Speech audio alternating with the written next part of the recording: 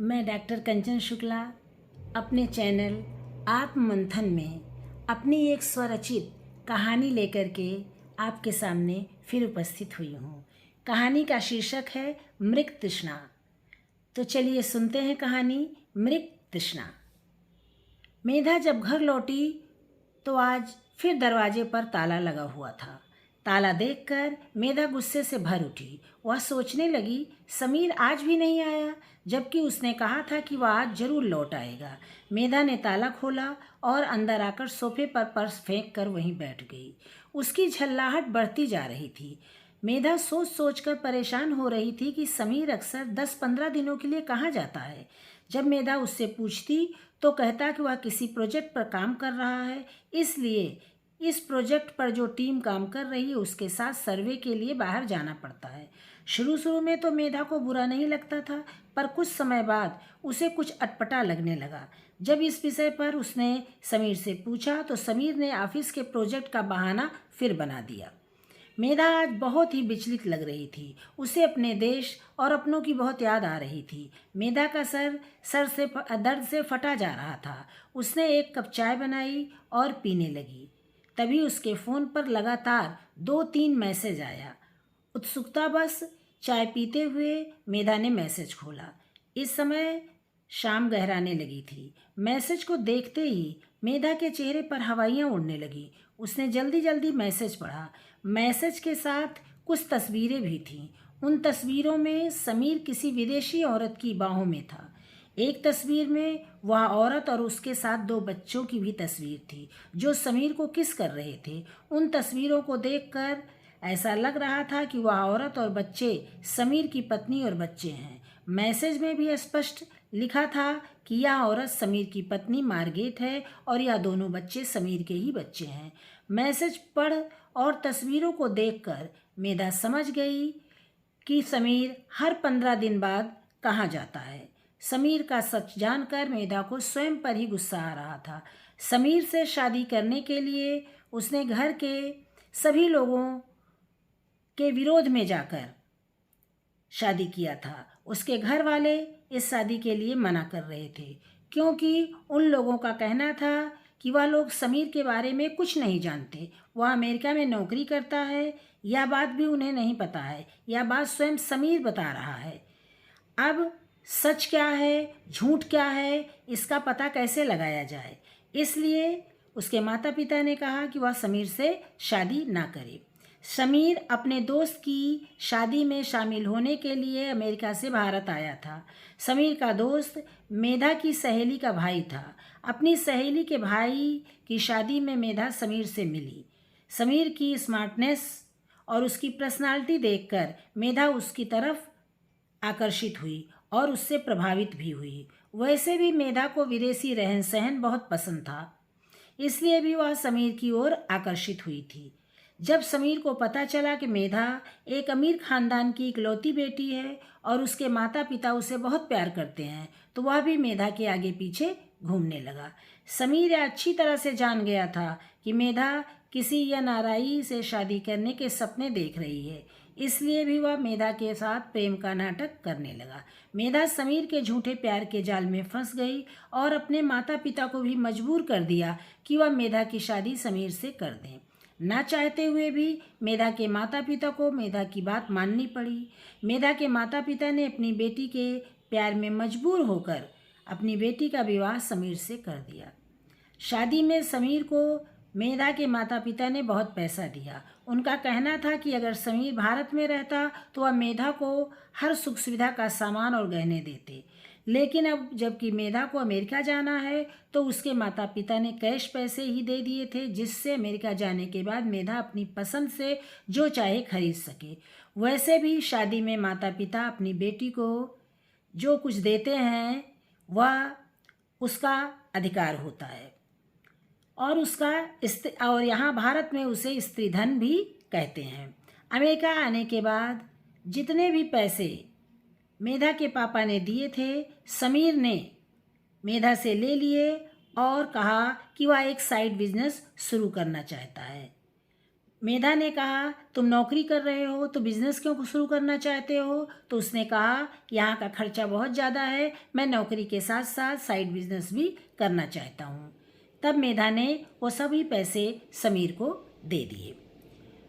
मेधा भी नौकरी करना चाहती थी, उसने एमबीए किया था, तो उसने भी नौकरी के लिए कोशिश की और उसे नौकरी मिल गई।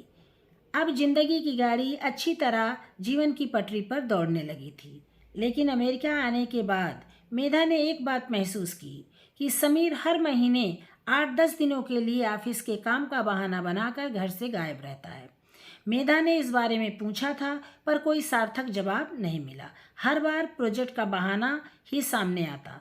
और आज अमेरिका आने के 2 साल बाद मेधा को समीर के धोखे का पता चला। समीर ने बहुत ही चालाकी से यह सब काम किया था। मेधा पराये देश में कुछ कर भी नहीं सकती थी। समीर की बेवफाई का पता चलते ही मेधा के सब्र का बांध टूट गया, जो 2 सालों से मेधा ने बांध कर रखा था।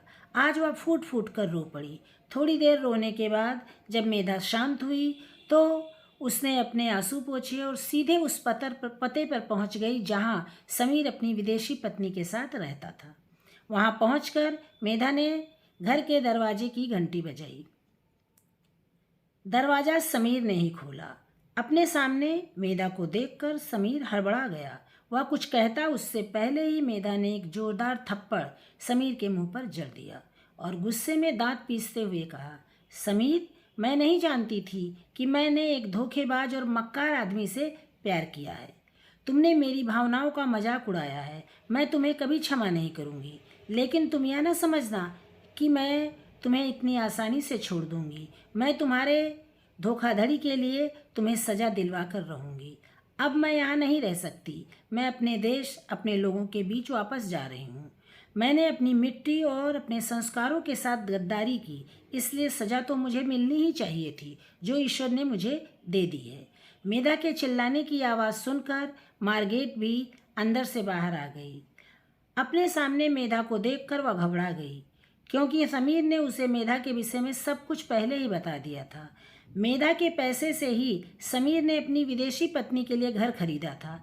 मेधा के क्रोध को देखकर मार्गेट भी डर गई थी। मेधा ने मार्गेट को भी खूब खरी खोटी सुनाई। मार्गेट ने कोई जवाब नहीं दिया, बल्कि उसने मेधा को समझाने की कोशिश की, पर मेधा घायल शेरनी की तरह दहाड़ रही थी। मेधा का क्रोध देखकर मार्गेट मौन हो गई। मेधा ने अपने पैसे समीर से मांगे, पर समीर ने स्पष्ट कह दिया कि उसके पास कोई पैसे नहीं हैं। तुम्हारे पास ऐसा कोई सबूत भी नहीं है कि तुमने मुझे पैसे दिए थे। अगर तुम्हें मेरी दूसरी पत्नी बनकर यहाँ रहना है तो रहो, वरना तुम यहाँ से जा सकती हो। मैंने तुम्हें कोई धोखा नहीं दिया, तुमने स्वयं को धोखा दिया है। तुमने मेरे बारे में जानने की कोशिश ही नहीं की। क्यों नहीं की, जबकि तुम्हारी सहेली के भाई को मेरे विषय में सब कुछ पता था। तुम तो मुझसे शादी करके अमेरिका आना चाहती थी। तुम्हें मुझसे नहीं, अमेरिका की रंगीनियों से प्यार था। अब तुम अमेरिका की रंगीनियों में खुश रहो, इतना चिल्लाने की ज़रूरत नहीं है। तुम्हारे चिल्लाने से कुछ नहीं होगा, क्योंकि मार्गेट मेरी लीगल पत्नी है। यहाँ तुम यह साबित नहीं कर सकती कि तुम मेरी पत्नी हो, इसलिए जो जैसा चल रहा है चलने दो, समीर ने बेशर्मी से कहा और घर के अंदर चला गया और दरवाज़ा बंद कर लिया। मेधा थके कदमों से अपने घर की ओर चल पड़ी। घर पहुंचकर वो निठाल होकर सोफे पर गिर पड़ी। वह बहुत देर तक रोती रही, फिर उसके चेहरे पर दृढ़ता के भाव दिखाई देने लगे। उसने भारत फ़ोन मिलाया और रोते हुए अपने पापा को समीर की सच्चाई के बताई। उसके पापा समीर की सच्चाई सुनकर बहुत दुखी हुए, लेकिन फिर उन्होंने कहा, बेटा, समीर ने अपने घर के दरवाजे तुम्हारे लिए बंद कर दिए हैं, पर तुम्हारे पापा के घर का दरवाज़ा आज भी तुम्हारे लिए खुला हुआ है। तुम मेरी बेटी हो, मैंने तुम्हारी शादी की थी, तुम्हें घर से निकाला नहीं था। ये घर पहले भी तुम्हारा था और आज भी तुम्हारा है। तुम एक मृग तृष्णा के पीछे भाग रही थी।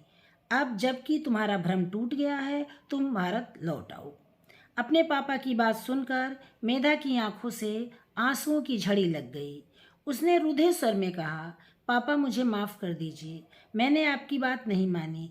अब मेरी आंखों से विदेशी चकाचौंध का पर्दा हट गया है। मैं अच्छी तरह से समझ गई हूँ कि मृत तृष्णा के पीछे भागने से प्यास नहीं बुझती, बल्कि व्यक्ति स्वयं ही प्यास बुझाने की लालच में प्यासा रह जाता है। इसलिए मैं अपने देश और आपके पास वापस आ रही हूँ।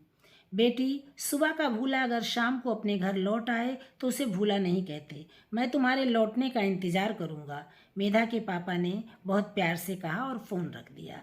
मेधा अपने देश जाने की तैयारी में लग गई, क्योंकि अब मृतृष्णा का भ्रम टूट चुका था और वह समझ चुकी थी कि सच्चाई क्या है। धन्यवाद। ये थी मेरी कहानी मृत तृष्णा। यदि मेरी कहानी आप लोग को पसंद आई हो तो उसे लाइक कीजिएगा, शेयर कीजिएगा और मेरे चैनल को सब्सक्राइब भी कीजिएगा।